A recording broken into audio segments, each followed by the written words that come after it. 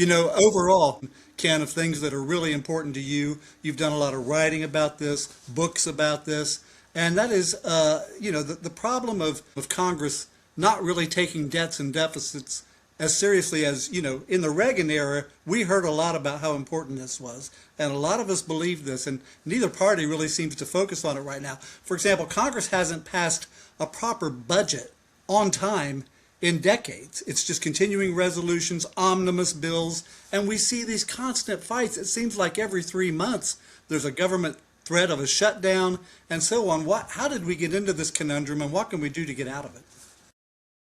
Well, the bottom line is that we have a small majority now in the House, and that causes problems in terms of passing bills and grabbing or creating a consensus among members. But the truth is that there's very little incentive for a member of Congress to come back to his district and say, I am going to give you less. You should reelect me because I'm going to make sure you have less federal spending, less transportation spending for that highway in our district, or less spending to repair that bridge that needs repairing, or less spending to increase TSA at the airport.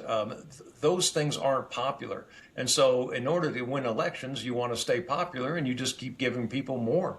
Very few people are voting based on the deficit. Very few people go to the polls and say, this person voted for the appropriations bills, I'm going to vote against this person. And that's really, until we change the incentive structure, we're going to keep growing the debt until it's too late. Now, last time we looked, and it changes every 10 minutes when you go look at the debt clock, we're over 38 trillion in debt. At what point, Ken, do you think, if ever, do members finally see, does Congress ever see this number growing and growing and become genuinely worried about it? Or has it just been always a talking point that no one really cared about? Gary, I think that the truth is that the country, in terms of the political process and the people, were the most united the day after 9/11. On 9/12, we came together and we were united and made sure that we were going to deal with the threat that we saw. We are a country that reacts to crisis. And if we have a crisis of debt and we have a crisis in our economy because of the debt, we will react. I'm not sure it's as easy to react to an economic crisis that's been boiling up over 50 years. Yeah. And, COVID offered people a perfect excuse to spend a lot more money. We saw this. And I can't just blame Biden on this. I mean, this kind of started at the end of the Trump administration.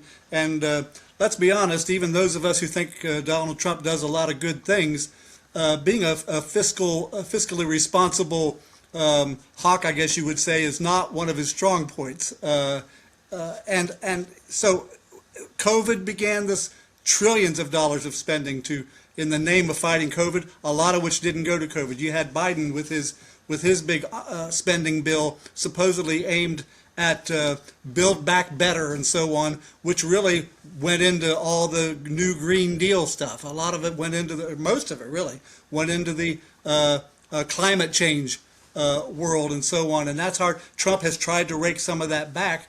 But what can we do to make maybe Congress people be a little more honest in how they label their bills, what it's going to do, and be more upfront with the American people about what this spending is all about and where it's coming from? A big part of the problem, Gary, is the information we receive is mostly information from the left. And we need to make sure that we're getting more information, more accurate information from the right. I'll give you an example. The big argument that's been going on in the last few months in Congress is over health care subsidies. And when you look back at what happened, President Biden gets in office in 2021. They passed a temporary COVID health care subsidy for a group of people on the lower end of the income levels. That expired in 2022. Well, it expired because every Democrat who voted for it to be sunset. In 2022, the Democrats come back in without a single Republican vote, and they extend that to the end of 2025. A temporary COVID subsidy. At the end of 2025, those news stations weren't talking about temporary. They weren't talking about COVID. They were talking about this as if it was some kind of right. It was drawn into the Constitution that these individuals had this right to a health care subsidy. cost billions and billions of dollars. And nobody is talking about the fact that this is on the Biden administration and it was meant to be temporary. COVID no longer exists. The excuses for it have run out, and yet we don't do the right thing. The pressure is so immense that we continue to pass spending items like that, and it hurts. It goes back to the fact that even before Biden, Obamacare was never something that was going to stand on its own 2 feet, right? I mean, without the subsidies, without constantly throwing more tax dollars at it, Obamacare collapses, right? Absolutely. And we knew it at the time. You know, the Democrats were running around saying that, well, Obamacare is paid for. Oh, you can keep your doctor. You can keep your insurance. All of that was not true. Yeah, not exactly. And now we're paying the bill for that Obamacare that was not funded.